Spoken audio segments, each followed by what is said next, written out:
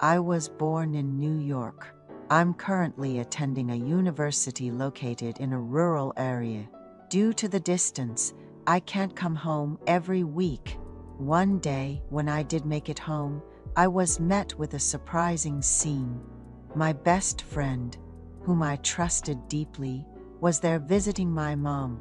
It was a confusing situation, but eventually, I found myself in a similar position. We live in a two-story house. We rent out the first floor and live on the second floor. It was a family of four: my parents, my younger sister, and me. However, my father passed away when I was in middle school. My mom couldn't do much for a while. I heard there was some insurance money left by my dad, which was meant to be saved for when we get married. My mom converted the leased house on the first floor to a rental. Our house is located near a subway station serviced by 2 lines. Although the house is old, my mom makes sure to regularly update the wallpaper and flooring. Receiving the rent every month has been helpful for our finances. My mom works part-time at a side dish store near our home. It's located at the entrance of the market. Her job involves preparing fresh side dishes early in the morning, packaging them in disposable containers, and handling the cash register. She also eats lunch there before heading home.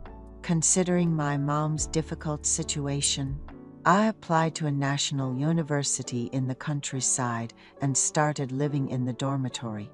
Since the school is far, it's tough to come home every week, and the bus fare is also a burden. The person living on our first floor is my best friend, Ethan.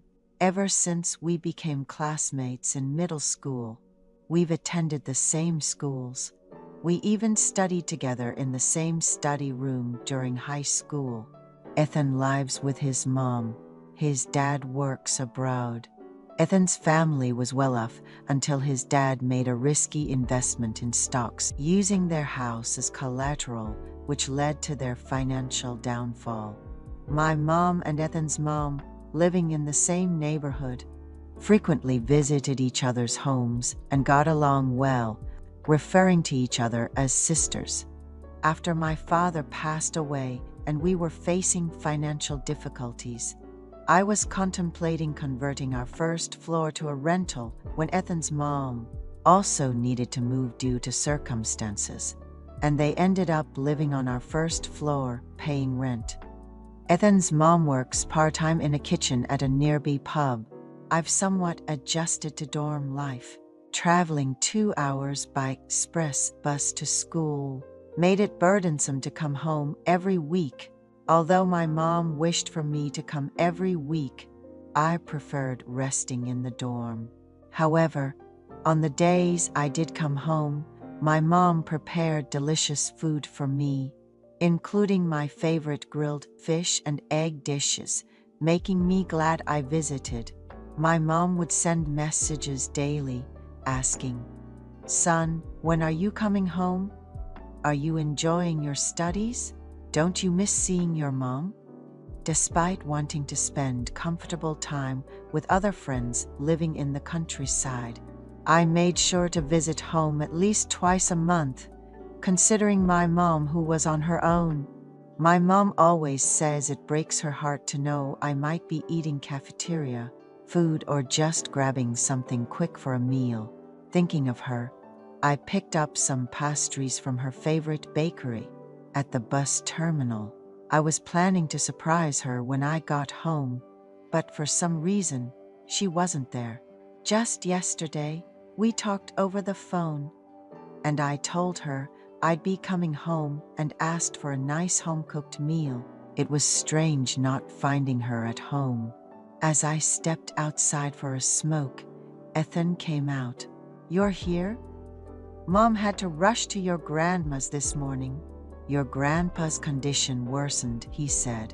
"She had to leave in a hurry because of the train schedule and couldn't contact you." Through Ethan, I learned about my mom and called her. "Did my boy come home?" Your grandpa's been hospitalized with pneumonia. It's serious for the elderly.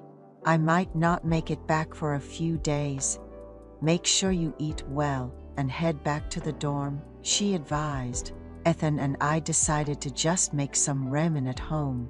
He mentioned how much he's enjoying school, aiming to work at a major hospital after 3 years of studying and training in nursing.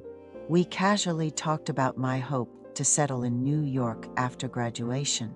Ethan's family and I would share the produce my farming grandpa sent over. Ethan's mom, a true New Yorker, was always grateful for the fresh ingredients and would share whatever she bought from the store, insisting on sharing if she had too much. She was the type to always return a favor. With my mom away, I told Ethan he could stay over, and we ended up having a few beers and getting happily drunk. Then, out of the blue, Ethan noticed a pair of socks hanging on the drying rack and said, "I bought those for your mom." "Why would you buy my mom socks?" I asked, puzzled. "Because your mom's pretty," he replied, causing me a bit of discomfort, though I didn't show it. It was off-putting to hear him call my mom pretty. After all, despite having me at a young age, my mom is quite slim and beautiful. I've often heard my dad joking about how he had to lock that down because of her beauty. Hearing a friend say that didn't sit well with me. That weekend, I went back to the dorm without seeing my mom. After the midterm exams, I went home again. It was her birthday, so I planned a surprise with flowers and a cheesecake without telling her. Upon entering the living room after unlocking the door, I saw Ethan's sneakers. "Mom, I'm home," I called out, and opened the bedroom door to find my mom and Ethan together. "Mom, I came without calling to surprise you for your birthday." Ethan saw me quickly, tried to fix the situation, and left in a hurry. I asked my mom what was going on. Last month, Ethan showed up at my house drunk, mistaking it for his own. It turned out that my mom was also under the influence that day, which led to the unfortunate incident. My brother usually gets home late from his tutoring sessions, so Ethan often ended up at our place. I was really upset and expressed my disappointment to my mom, who then promised she wouldn't see Ethan again. I remembered Ethan once said my mom was really pretty when she wasn't around, which made me furious to think my best friend could be involved with my mom. I left the house in anger and bumped into Ethan's mom right outside. It was awkward to chat with her, as usual, when she asked how school was going, saying it's been a while and how hard it is to run into each other, even though we live in the same house.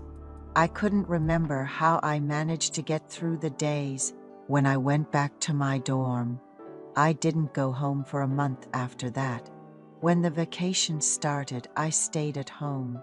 My mom took a part-time job at the market in the mornings, and Ethan was going to spend the vacation helping out with a painting job on a ship, thanks to a friend of his.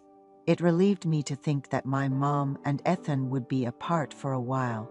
I had planned to look for a part-time job later in the vacation and was enjoying my break by catching up on dramas I had missed. My mom would leave at 8 a.m. and return around 3 p.m., during which I would make myself a late breakfast, do some chores, and relax. One day, Ethan's mom came over with a bag and asked if I had some time. I invited her in, and she mentioned she's been studying for a skincare certification in the mornings. Since her son was out of town and she had work in the mornings, she couldn't practice, and asked if I could be her model for a while. I asked what I needed to do, and she said, "Just lie down, that's all." She prepared a basic skincare set, exfoliant, cotton pads, and towels. I lay down on my bed, and she began the skincare treatment. starting with cleansing and moving on to massage and a mask, which took over an hour. It was my first time receiving such care, and I eventually fell asleep, even snoring comfortably. She came every morning to practice, and I started noticing improvements in my skin. It felt clearer and more beautiful. We naturally became closer through these daily sessions, and I got to hear stories from her past. The uncle visits once a year, and I heard he's been saving up little by little. The aunt dreams of opening her own skincare salon. One day after getting certified, while taking care of my face meticulously, she said, "I've never seen such a handsome man in my life." Trailing off, that day, we became one. She was grateful to see me healthy every day. Thanks to me, she passed her skincare certification practical exam on the first try and was overjoyed. We met almost every day until the vacation ended. When the second semester started, I went back to living in the dorm and kept in touch with Ethan's mom personally. She had become more beautiful, perhaps due to her skincare knowledge. She kept busy working in the kitchen at a pub and doing part-time work at a local skincare salon in the mornings. My mom and Ethan have no idea about the relationship between Ethan's mom and me. I know I've been a great support to a lonely woman without a husband. Our relationship continued for a while. I no longer care if Ethan's mom is seeing anyone. Ethan and I are in the same boat now.